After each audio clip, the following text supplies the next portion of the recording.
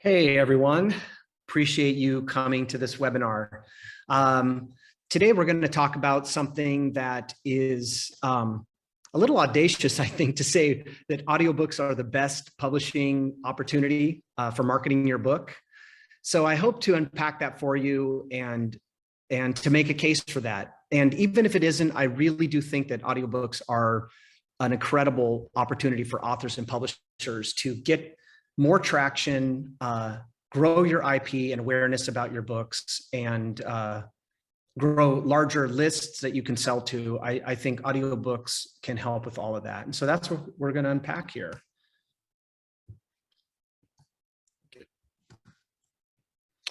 All right, so why listen to this webinar? Why are you here? Let's go through that. Well, I'll start with myself. I'm Corey Werner. I am the president and CEO of One Audiobooks. And One Audiobooks is a newer company. It's less than 3 years old. So basically, we work with a lot of Christian publishers, but not just Christian publishers. So I want to, I basically don't want you to know that we have another tool that's coming that doesn't just focus on the faith-based market, and so that's important to think about. But anyway, I'm a 20-year veteran in the audiobook market. I have held a number of roles, from publisher to a producer. We've done distribution. We've tried a lot of different things in our space, including through the whole smartphone and apps and everything, tried a lot of different apps. We've had websites that we sold and sold to customers. So anyway, we've done a lot of different things. And so I've held a lot of these roles and been marketing audiobooks for a long time. And so if you're interested in marketing audiobooks, I think we can help. I'm also an entrepreneur. I've had several companies. I'm a husband with 2 boys, and I am a follower of Jesus Christ. So I have done a lot of work in that specific market because of my interest in those types of books.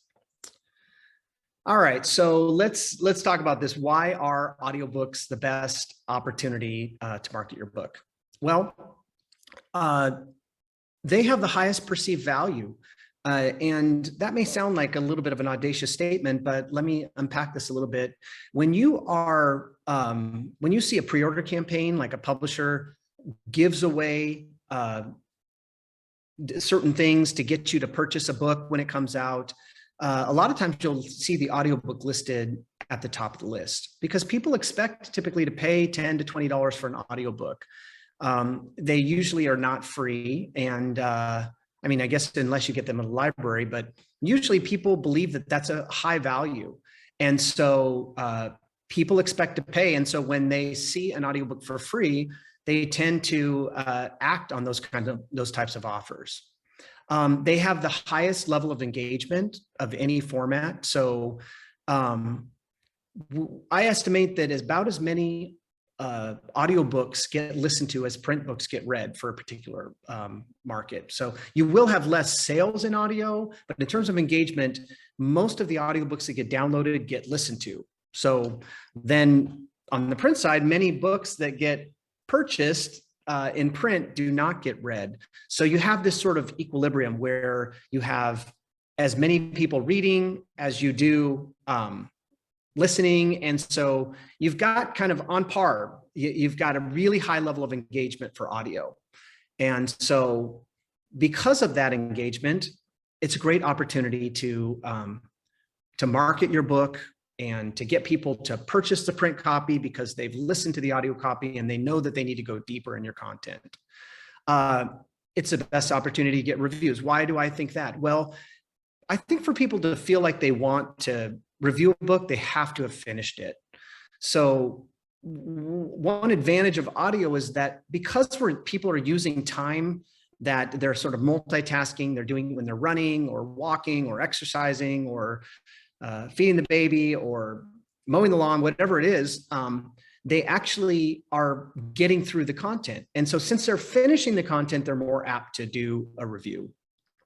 We've found that audio as a giveaway tends to be the best performing giveaway in terms of usage, in terms of, people coming back, giving you an email address. And we've tracked this we've been using audio promotions for almost 20 years. So I think that many people have found that audio is great for like a premium giveaway and to get people engaged. It's awesome for list building, right? Because if someone really wants that, let's go back. If it has a high perceived value and people know they're going to listen to it, they're willing to give you a name to get that content. So it's a great way to get names and to build your email list and build niche lists that you can sell to. And then I think it's the best opportunity to increase royalties. So right now we're going to talk about this. There are some challenges with audiobooks, and we're going to address those. We're going to look at those. But in terms of increasing royalties, if we can get past a couple of these major issues that we have, the margins are good on digital products, right? You don't have warehouses. You don't have, you don't need that scale. You don't have to ship things. You don't have to bring things to a conference and then ship them home like we've all had to do. So that's all really, really good things. And so digital products, although they tend to have pricing pressure over physical products, they have much better margins. And it's just about finding good partners to sell them, really. All right, so what are we going to cover in this webinar? We're going to talk about some of the challenges and opportunities with audiobooks. We're going to talk about best practices, like how are people launching their books? What are they doing? And so a lot of the problems that we identify are things that larger publishers are using to their advantage to make sure that they can grow their IP and awareness about their titles and grow lists that they can sell to over and over again. And so those are some things we're going to talk about. We're going to talk about some creative ideas, things we're seeing in the space kind of towards the end of the webinar. One interesting thing we'll talk about is bonus content and what that looks like and what we're seeing. And I think that's a really interesting opportunity for content providers. We're going to talk about launching your audiobook, some best practices, and a tool that we've built that helps with that makes it very easy and simple and quick and provides a good experience for your listeners and lets you do lots of things that couldn't be done before and lots of things that Amazon and Audible can't do. So that's very helpful. When you have things that you can do that are necessary that can't be done by big tech, I think, all of a sudden you begin to get, you begin to be in the driver's seat, right, for this stuff. We're going to talk about streamlining some of your market activities. And a lot of these things are going to be towards the end if you stick around for a quick demo that we do of our tool, because it's great to have a lot of ideas about launching an audiobook. But if they take a lot of time and audiobooks are a smaller percent of your revenue, how many of us are going to do that? It really needs to be easy. It needs to be quick. It needs to be streamlined. You need to be able to jump in and do these things very quickly and easily. And then at the end, we'll talk about a premium giveaway that we're working on, which is basically a longer list of activities for marketing your audiobook that we'll provide in sort of a slide deck written format. So, okay, I've talked a little bit about this, but why audiobooks? Why do I think audiobooks are so important? Well, one reason we all know is just the massive growth that we've seen with audiobooks. Audiobooks have been growing exponentially. The growth has been parabolic of late, and it's by far the fastest growing format, and it's becoming larger than ebooks, which was a very, very fast growing format, but has since kind of stalled for a long time for most categories. Not every category, but for most, it's sort of leveled off and hasn't really done much. And audio has been this persistent sort of winner in terms of growth. I think I have this here. The numbers are elusive. What do I mean by that? Well, you'll hear a lot of different things. You'll hear people saying the market's $1 billion market. It's 1.2 billion. It's 3.5 billion. market. So I want to talk about that. Like, how big is the market and where are the sales and this and that. So there's a study I read recently, and that's this next bullet point here. That is that the market is currently 3 billion in top line sales and will be 15 billion by 2027. So 5 times bigger in just a few years. That wouldn't surprise me at all for this market.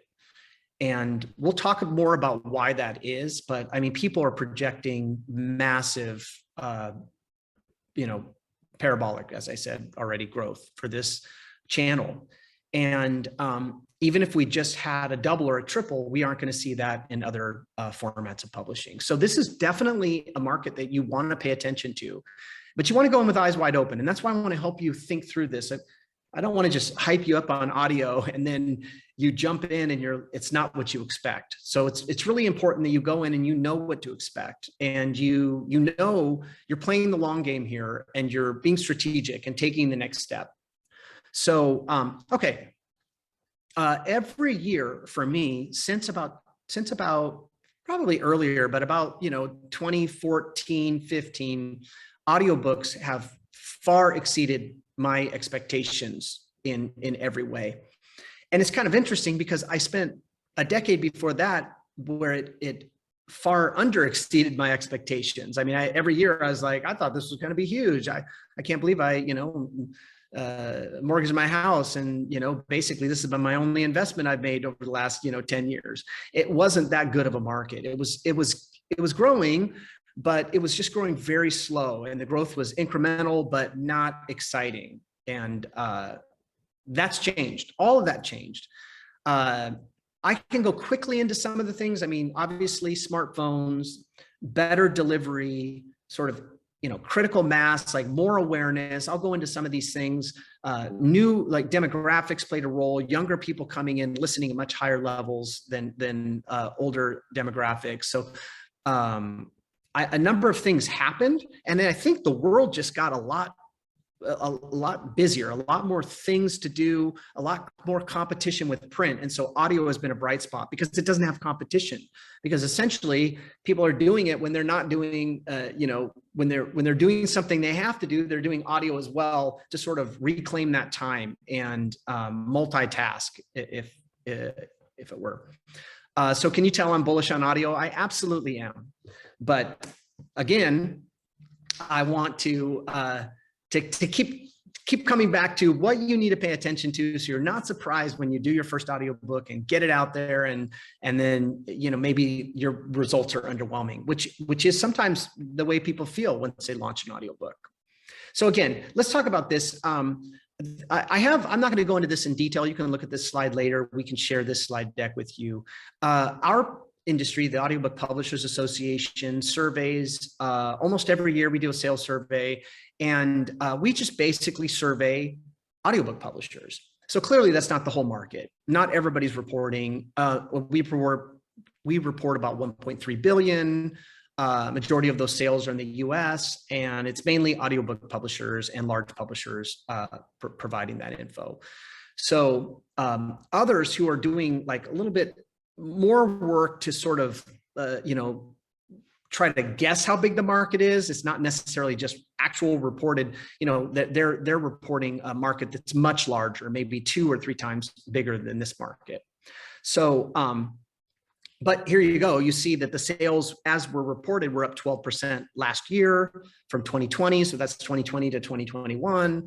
The increase in sales is driven primarily by digital, right? And most of the sales, 95.8% of the sales are digital, and the sales that aren't digital are at Costco. So most of us aren't going to be selling in those huge titles into Costco. So effectively, all of our sales are digital. So it's a digital market, which is good and bad, right? I mean, they can be better margins, but it can be more competitive. And so there are challenges, but the positive is you're not holding inventory. You don't need a warehouse. You're not shipping things and doing those things that are extremely difficult that publishers used to handle for us. Sales in the digital format were up 23% in 2020 versus 2019. So why am I reporting numbers that are 2 or 3 years old? Or that's because these are the most recent numbers, and that's what I'm giving you. The big takeaway is we grew 12% last, year over year in the last couple of years, and digital sales are basically cannibalizing all physical sales. And now the market is purely digital, effectively, for any of us. All right. How much of this is these sales are in the US? The answer is most of them. So the Audiobook Publishers Association reports that 7.9% of US publishing sales total are audiobooks. Again, that's, I think, underreported because you're just talking to a specific group of like 25 publishers, and there are more people out there. And there's also a disparity too here, revenue versus units. The unit sales are much higher for audio than the revenue. And we'll talk about that a little bit later as we go on, but there's a reason for it. But essentially, you are talking about unit sales that are significant. And I think that a lot of these numbers that you see significantly underreport a lot of things. They don't give you the whole picture. And especially when you just report revenue, you don't get the whole picture because, a lot of this listening is happening in libraries where revenue is smaller, but the engagement is much higher. And so I think when we start to look at all of it, unit sales can be a big deal. I've talked to a couple of publishers that say that books targeted at millennials are selling 50% of units in audio. So obviously that's a lot higher than 7.9%. So when you hear numbers, you have to always kind of take them with a grain of salt. Like, don't just believe them, because I used to always talk about, I've been in the Christian publishing space for many, many years. And I used to always tell people, well, yeah, that's right. The general market is 75% fiction. Our sales are 75% nonfiction. We're exactly flipped. And I used to show them, metric after metric that was completely flipped on its head from our market to the general market. So that's pretty common for things like this, where you're not gonna, you're basically not gonna see the same numbers in every channel. So, you have to sometimes test and try things to figure out what's really true for your market. And anyway, I've got this down here for you, this Grand View research data that's forecasting $15 billion in projected revenue. So 45% North America. I've seen numbers that it's like 75% of the APA revenue that we're seeing is North America. So again, another disparity, but a lot of the revenue is in North America. A lot of that's in the US. So that's kind of going to be your main focus. And there are then these growing channels like Spanish that are growing exponentially, but they're very small. They're growing from tiny to something that is a little blip on the radar. They'll be large at some point, but not quite yet. All right, so demographics. This is important because a lot of times people are wondering, like, what kind of books should I produce and who's listening and things. So I'm going to this is going to be at a very high level. There's a lot of data out there if you look around. And I read our sales survey for the APA every year. And so there's some interesting things here, but obviously in a 1-hour webinar, we don't really have a lot of time to unpack all of these. Here's what I'd say. A lot of people, 67 million people listened to an audiobook last year. 50% of the US population has listened.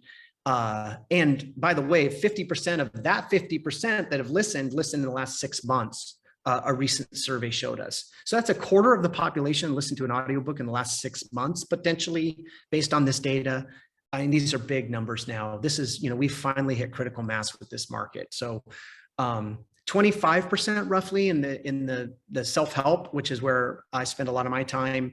25% of people prefer audio is their preferred format. So they prefer audio first above other formats. It's another big number, right? 40% of frequent listeners are under the age of 35. Frequent listeners are ones that listen to multiple books a month. There's a number of ways to categorize them, but just imagine they listen to multiple books a month. They're listening a lot. And the under 40 crowd is where a lot of that heavy listening. I used to call them, when I talk at conferences, I coined the term super listeners. They are listening a ton. And a lot of times these are leaders, influencers, people that have podcasts, run media companies, run, newspapers, publications. I mean, these are people that are basically have large amounts of people following them and listening to them, pastors, whatever. All right. Let's talk about marketing audiobooks. So one thing I want to say about audiobooks is it's always been a form of discovery. So you have these influencers and leaders listening to a lot of audiobooks, right? And then they are taking the best of that and buying the print copy, or telling people about it, or sending someone a copy, or having their whole team read it, or whatever. So it's a great format for discovery. And obviously, this is confirmed here. Audiobook listeners are high earners. This is very much the case. When you look at these numbers, they're really, really compelling numbers. People that are listening have disposable income to buy books and buy audiobooks. They're largely readers. So that's another thing that we see in the data. And I think that, audiobooks in terms of cannibalizing other formats is very low, meaning that when you get an audiobook in someone's ears or hands, I was going to say, they're going to engage that content, and they are going to potentially do something, tell somebody, buy the book, go to your seminar, sign up for your consulting, program, whatever it is, right? They're going to be interested in your screenplay. I mean, these are all things that authors tell us that they have an audiobook for. They're really, many of us as authors, we're concerned about engagement, right? This is our passion. We want to get this content in front of, we've spent 3 years writing this book. We want to get it in front of as many people as possible. And, essentially audiobook isn't necessarily going to cannibalize your sales if you say, use it as a freemium or give it away or get it in someone's hands. It's not necessarily going to hurt you because they're going to tell someone else. And as we all know, discoverability is the challenge of publishing. It is the elephant in the room, if you will. So multi-format purchases are common, right? We see this all the time. I talk to leaders all the time. They say they discover books through audio, and then they buy all the ones that are important that they want to read. Okay, so I mentioned some of this. I'm going to go over it again. Is audio a super format? I think it is. Again, I'm very bullish on audio, but I have been for 20 years, and I was through all those years when audio was hard. But I just think that it's such a great format. When people find it, they do a lot of it. And I was just on before this webinar with the leader. He runs a couple of large companies, and he said, yeah, I listen to several books a month. That is anecdotal, right? These are observations that are not, I can't quantify them exactly. I don't have all the metrics to back them up, but I talk to leaders all the time that that's the case. I like to tell people that audiobooks are the only marketing expense that you can recoup on. So you're going to get your money back over time, hopefully, most likely, right? If the book does well, and if you market the audiobook and you get, people, you're going to get those production expenses back. But then you're also going to use this potentially as one of the significant ways to get in front of people and create engagement, right? To get people to actually listen to since they've listened, to review your book, to tell someone else, right? Or give you a name because, they want that audiobook, so they're willing to give you an email address to get it. You're going to use it so as one of your key marketing expenses and one of your key strategies to grow your the awareness about you as an author, or your publishing house, or your IP and titles that you're focused on. So as I said before, audiobooks have the high perceived value. We talked about that earlier, that people expect to pay for them and expect to pay, say around $15 for one or more. They fit today's lifestyle. Again, they don't have competition like print does. If I'm going to sit down and read, I do that. I fight to read. I think reading's super important. I love reading. But when I fight to read, I have my work computer, my phone, Twitter, social media, Netflix, video games, spending time with family, work I have to catch up on, whatever, a million things, right? With audio, don't have competition. I have to drive to work. I'm taking a run. There's no competition. I'm doing something and then I'm getting the benefit of something else. So it really fits today's lifestyle. It's the only growing format in publishing, right? It's a way to draw in new readers. That's why I used to tell people 5 years ago, demographics, oh, everybody's listening. Here's a pie chart. Everybody's listening except millennials. What's odd is that 5 years later, now millennials are in terms of listening, have the highest listenership, if that's a word. They basically are listening at higher levels than anyone. And they discovered reading through audiobooks, a lot of them, because they weren't readers, but they know reading's important. They hear from someone that says, oh, the biggest thing that's changed my life are these books. And here's the 5 books that will change your life. And they hear from people they respect that reading is important, but they just weren't big readers in many cases. So this is a way to draw in new readers, right? Because there are people that weren't reading that now are reading. I realize I'm using these terms interchangeably, and maybe you shouldn't call you shouldn't call listeners readers. I've always done that. My wife always corrects me when I say I read a book.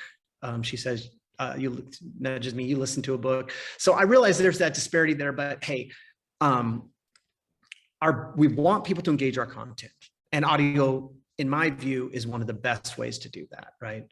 These are readers with disposable income, as we mentioned, and then these are influencers, right? We all know the term readers are leaders. So a format that you can recoup on, that you can use to grow, like all the things that you want to do with your product or with your publishing house, and yet you recoup on it. I think that's a much better value than a lot of the spends that we do in marketing, where those dollars go in and then they go away. We never see them again, right? Used to be people would advertise in magazines and spend $3,000 for a magazine page, and you never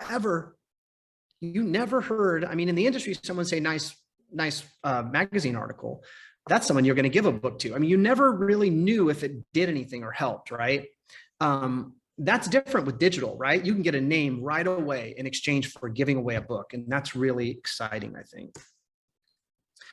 All right, so I'm going to step back. Audio, it's amazing. It's incredible. You should do it. Like, it's the best idea since sliced bread.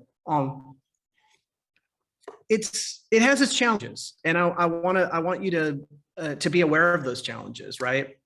So production's a challenge. It's not easy. Producing good audiobooks is not easy.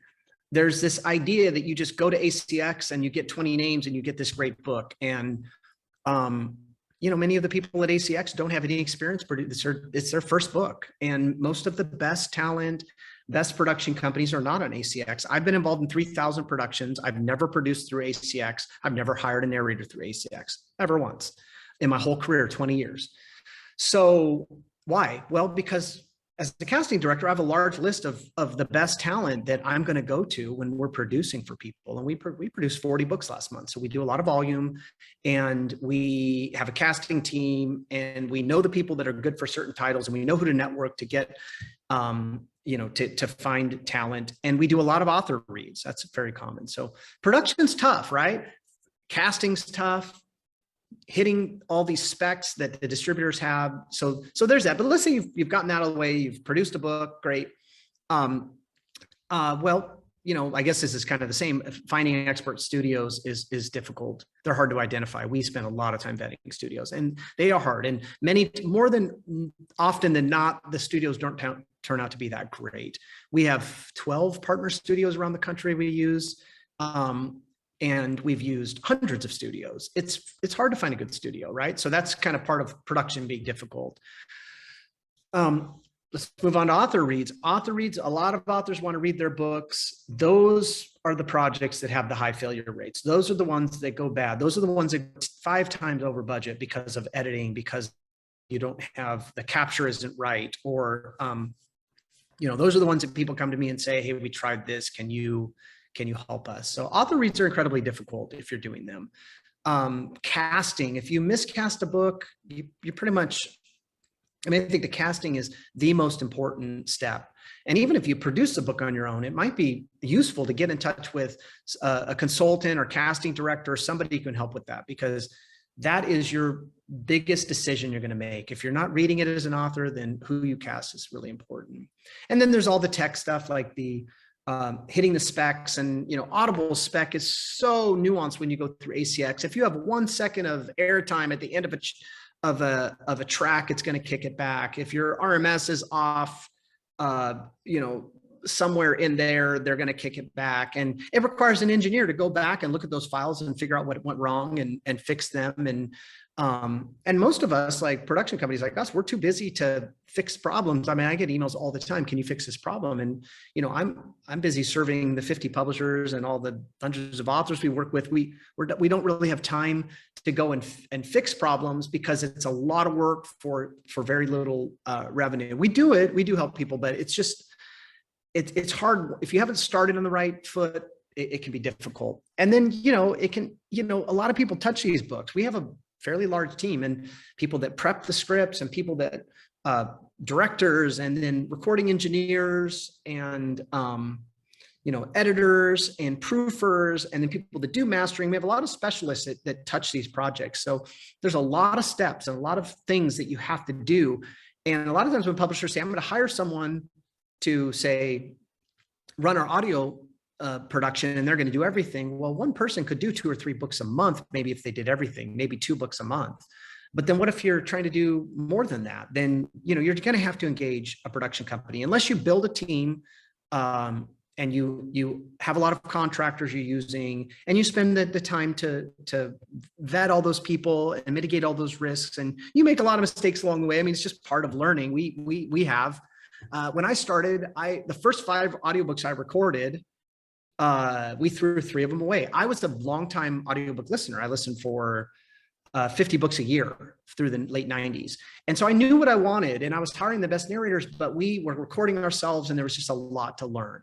So we of course have learned as well, like anyone does, the hard way with some failures. And then you sort of get it down and you get your processes down and you get your staff and team, and you have a lot lower failure rate, obviously.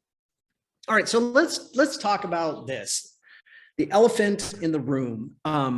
I referenced a lot the difference between unit sales and revenue, right? Well, Audible is sort of running a high margin business on the backs of publishers and content providers. They're taking most of the revenue. So this is a problem for us, especially when you're for independent, self-published people, because if you're just at Audible and you push everybody there, then it kind of makes sense to just take their exclusive deal, right? You get a higher revenue or higher royalty, but then you can't do all the other things we're talking about, like using it for engagement, getting it in people's hands for free, right? Using freemium models, right? Getting people to buy more of your print by, doing pre-order campaigns. Essentially, if you give it to them exclusively, you can't do any marketing or giveaways or anything per their contract. And it's a 7-year deal. So I think, yeah, that is one way to do it. You get a higher revenue at the biggest channel, but just keep in mind that and I talk to a lot of content providers and distributors. So as a distributor, we have about 800 titles now with this new company under license. And we're running about 50% of our sales are at Audible.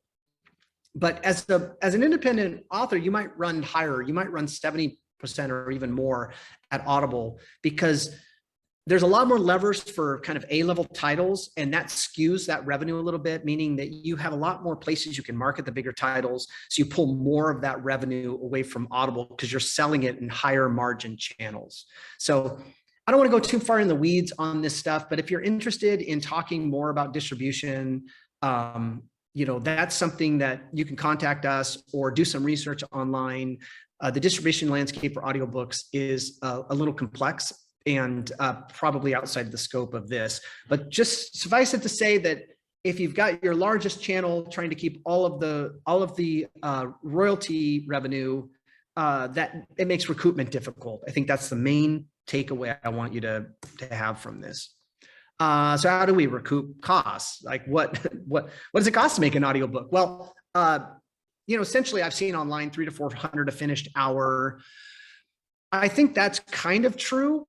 That's not for turnkey. So turnkey is like, I handle all the risk. I hire everybody. I handle everything. I give you a finished product. You don't have to listen to it, right? 300 to 400 is your cost. Like if you go direct to somebody, they do it. You may still need some mastering. You may still need to do some editing. That's not the whole story. So, for turnkey production, you might pay $400 to $500 a finished hour or more. And then, larger publishers might pay $800 because it needs to be perfect, right? And they need it done in a like a top studio, and they need to hire top talent. So the range is like what, 300 to 800. I mean, that's per finished hour. That's a big range. And if you're just doing it on your own, you're not getting consultants to help you. You're not maybe casting the best narrator. You maybe aren't hiring a studio. We hire studios all the time that just let us down in a really big ways. And it's, we are more and more telling people, no, we will not use anybody but these 12 studios, because we can't guarantee the quality, and quality to us, to our companies, is very, very important when we produce for publishers. And then, right, having really, really solid editors and proofers, and doing your pickups correctly, and deciding which pickups to do. And then, then how about promoting it, right? So, you've likely come to this webinar and you've already made an audiobook, right? And so now you're like, I've spent all this money, now what? Well, that's why, that's where we'll go to next. I won't just lament over the cost of creating an audiobook. Let's talk about second challenge. I mentioned this a couple of times, discoverability. This is the trickiest part of publishing, right? 2.2 million books. I think there were 1 million books published a couple of years ago, and now we have 2.2. It's like these numbers are going completely straight up hockey stick style. I mean, we have so many more books published every year than we did last year. The number of new titles published in 2020 grew 39.2%. I mean, I pulled this stuff off of some surveys. I don't necessarily trust these surveys. I'm not as intimately familiar with the book publishing market as audio, so please take these with a grain of salt. But I mean, there's a lot of growth, a lot of books published. And so you've got your book and you're competing with 2.2 million other books potentially, right? That's a lot. I mean, how do we do that? And so that's why I named this Audiobooks Are Your Greatest Opportunity, right? Because I think audio has a lot of levers that you can pull to get awareness to your book, because people are engaged in the format and leaders are using it, and all these things I've mentioned, right? So this is one of your key ways strategically to grow awareness about your product. All right, so how do I recoup my costs, right? Let's talk about this. I'm going to take off my audiobook hat and put on a book marketer hat, which I have no business doing because I'm an audio specialist through and through. That's all I've ever done. 20 years in the audiobook market, and I've never been asked to speak at a conference to talk about print marketing or anything. But I do talk to a lot of authors. We record authors every week. So I talk to a lot of authors and ask them questions about what they do. How do you market your book? How's it going? Are you recouping your cost? Are you doing a hybrid press? How much did you spend? I have a pretty good sense of publishing. It's purely from the side door anecdotal, but I do have some stuff. So let's talk about best practices for your audiobook. Clearly, your best way to market your audiobook is to sell a lot of print copies, right? A percentage of your print sales are going to be audio. So let's talk about print. Let's talk about print publishing, right? How do you do that? Well, you make a killer book, right? Your audio sales will be a function of that great product that you've made that's getting traction year over year, that's selling more next year and more the year after. And as you add more titles to your mix and grow awareness about you as an author or your publishing house or this program that you have, then more and more people are finding that book. And that is what can happen with a killer book. So obviously the product is super important here. Very difficult to get any traction without a great product, right? And very difficult to get traction in audio without print sales, right? I have people come to me and say, well, my print book didn't work, so I'm going to come to you for audio because I hear audio is great, so maybe it'll work. That's not a good way to think about this. You have to think of your publishing program comprehensively, right? Become format agnostic. How good is your content? How good is your message? How much does it impact people? How much does it solve the huge felt need, right? If it does all that, then you're in business, right? Not because you created and you got into a new format that's hot. That's not going to solve your problem, right? Book publishing is challenging, and you have to be really creative, and you have to be you have to be really good at what you do. Okay, you need to think long term and invest in advertising, hire consultants, right? Do these kind of things. And I'm not just saying like hire audio consultants. I mean, hire really good people in the book publishing industry, or go with a publisher. I mean, these kind of things can be huge. Let me tell you John's story. So John is an independent author that came to me. He's had massive success with his audiobook. And about a year later, I didn't distribute the book, and I was going to get his second book came up, and I said, I wonder how the first book did. I looked, and it had very significant sales for audio, which surprised me, because that's not common for a self-published book to get a lot of traction in audio or in the print with the print book. So I called him and asked him, I said, hey, what'd you do? Tell me your story, John. He said, well, I spent 5 years writing this book, and this fiction book, and I hired one of the best authors. We used to be at Penguin Random, and we wrote it together, and we did 7 rewrites. And I'm like, whoa, that sounds like a lot of work. So of course, did he make a killer book? Yeah. Then he said, then I hired a consultant. This gal hadn't really done much marketing, and we played the Amazon game, and we did the advertising. We tested and experimented, did a lot of stuff. And I put $1,000 a month into marketing my book, all of which I lost for the first few months. And then I was losing $500 a month. And then I was breaking even, and said, then I launched the second book, and now I'm making $1,500 a month, right? So there are a lot of advertising levers you can do at Facebook and Amazon, but it's a lot of work, and it takes a lot of specific expertise and knowledge, right? That many authors don't have and don't want to develop, right? Do you really want to spend your time as a book marketer, or do you want to spend your time as an author? That's a really key question that most authors ask themselves. And the answer is typically, I want to write. I'm an author. I want to write. So how do you recoup your costs? You recoup your costs by selling a lot more print. So I'm sorry that there's not an easier way, but that's not all we're going to talk about here, because what I want to say is, don't get discouraged by what I'm saying here, that, oh, wow, it's going to be hard to get people to find my book. There's so many books, and it's going to be expensive and hard to produce a good audiobook. And then I'm going to have to, make this killer product. I don't know how much confidence I have in my product that it is a killer product. Let's set all that aside and say this. The audiobook is your best way to recoup your audio expenses, right? You can recoup it through actual sales, or you can recoup it through gaining awareness, getting traction, getting more people to your list, moving more people over to channels you control, like an email list, or places where you can engage these folks. That, in my view, is one of the key ways that audio could be used outside of just a purely recoupment-oriented strategy, that using one lever, did I get my money back?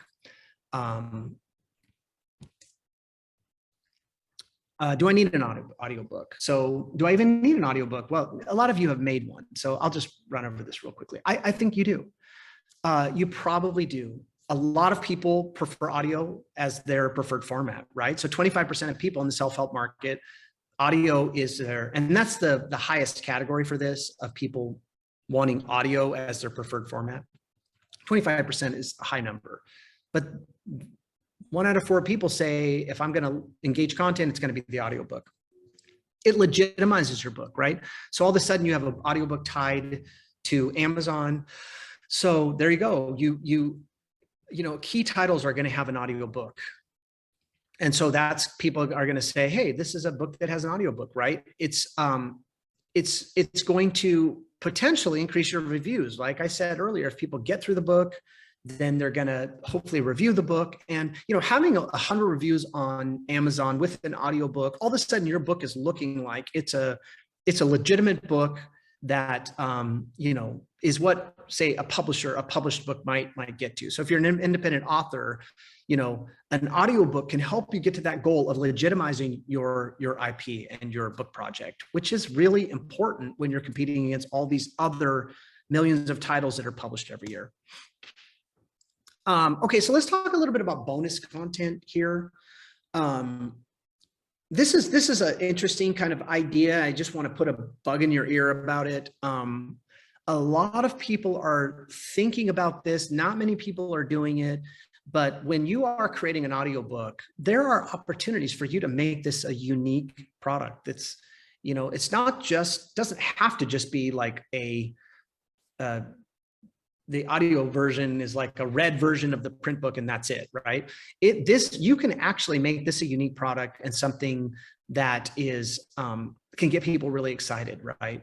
That could be by recording commentary at the end of chapters, an introduction that's custom, that's heartfelt, an afterword, talking about after the book released,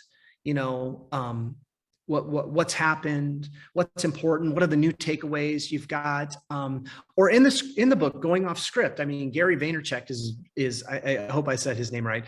He is famous for going off script and complaining about his publisher and editor in the audiobook, which is like a little bit disconcerting probably for the publisher, but it provides just a very real and fun product. And all he does to accomplish that is he says, I'm going to go off script for a minute here and talk about this because, this is important for this reason or that reason, or I wasn't able to put this in the book and I think it's important. And so it provides a unique perspective from the author on his book, right?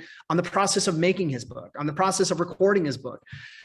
So, or how about a podcast that you've done, appending that at the end of a chapter, and just, all you need is a little transitional content. Like, hey, we talked about this concept in the book. Here's a podcast where we unpack this concept further, without further ado, here's the podcast episode. I mean, 2 sentences can put you into something that's unique that can be added to your book. So bonus content is going to be, I think, a big trend for audio. And it's going to really help audio stand out even more than it has in the past. And I think it's pretty exciting.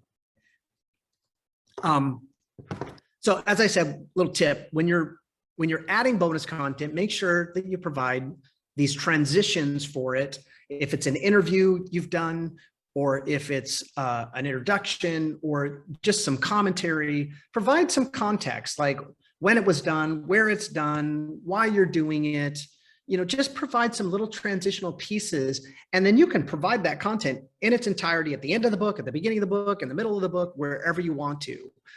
We had a book recently where it was a book that was talking about a particular way of a diet and way of eating that had healed a lot of people from all kinds of different things. And so they had commentary from a lot of these people talking about how this diet had impacted their lives. And some of those testimonies were really compelling. And I think went a long way. And the book, actually, the audiobook did very, very well. So I'm not saying because of that, but it did do well.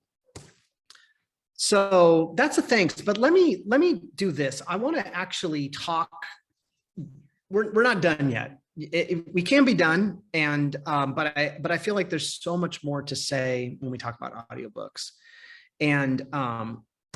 And so let me talk about a project that we have going on that that we are working on that I think is really interesting in terms of solving a lot of these issues that we're talking about, issues of discoverability, or of low margin selling, or gaining awareness about your product, or building lists and things. So I have been in publishing for 20 years, and I've gone to publishing conferences for 20 years as the audio guy. So I have to sit through a lot of publishing information that doesn't really apply to me, but I do it because I want to be there with our industry. So I have a really good sort of outside perspective of publishing and publishers. So I have a really good sense of what the pain points are for publishers and authors. And for me, I've been able to I'm kind of a long-term thinker. When I go to work in the morning, I think, is what I'm doing right now going to matter 5 years from now? Is it going to matter 10 years from now? And it's allowed me that perspective has allowed me to sort of pivot into being a little bit of, working on things that maybe will be really important a few years from now, but right now they're helpful, but they're not paramount. And so we're building a series of tools that we think can really, really help publishers launch audiobooks in the way that they need to be launched. So you could have a launch template in front of you that would essentially allow you to basically do 6 or 8 or 10 things for your audiobook launch that you couldn't do before, right? And all these things are things that you can do that Audible can't do and Amazon can't do, right? And then other levers where maybe selling at higher margin, right? Maybe having a white label place, maybe selling related content, maybe 3 or 4 authors come together in a market and you pool all your content together, right? And then you sell all that together as one offering. So we're providing a SaaS tool for publishers and authors and content providers. We're providing one for the inspirational market under our brand, One Audiobooks, and we're providing one for the general market under the brand Bliss. And so what is this? It's basically a way for you to accomplish a lot of these things we've been talking about with limited time promotional giveaways. So you basically are building smart links. So you go into the app, your titles are either created in the app or we can bulk import them and dump the titles into your team. So you have a team, you can add people and they can all work. And then what you can do is create limited time promotional offers against these books. That's not the only thing you can do, but it's one of the more powerful tools that we have. So essentially you could create a pre-order version of the book. The pre-order version could have bonus content. You can add additional content. You can add interviews there, right? You can make it a piece of content that isn't available anywhere else, that only goes to your launch team or only goes to people that purchase that book right away. And then you can provide it to them on a limited time basis, say for 90 days. So they don't get it forever. You're not devaluing the content. You're giving it to them for a period of time. And then they are able to engage that content. By doing so, they give you an email address for them to sign up. It's fairly frictionless experience. They're in listening within 30 to 45 seconds, hopefully. And then they are giving you an email address that is tied to that promotion and tied to your team. And then they are getting the book, engaging your content. And what happened? You sold a print book, right? A pre-order campaign, the purpose is to sell print books. You give them bonus material, you give them other giveaways and products and different things to incentivize them to buy the book when it comes out, right? Why do we want them to buy the book when it comes out? So that we rank well on Amazon, so that we get traction for the book, so that we can create awareness, right?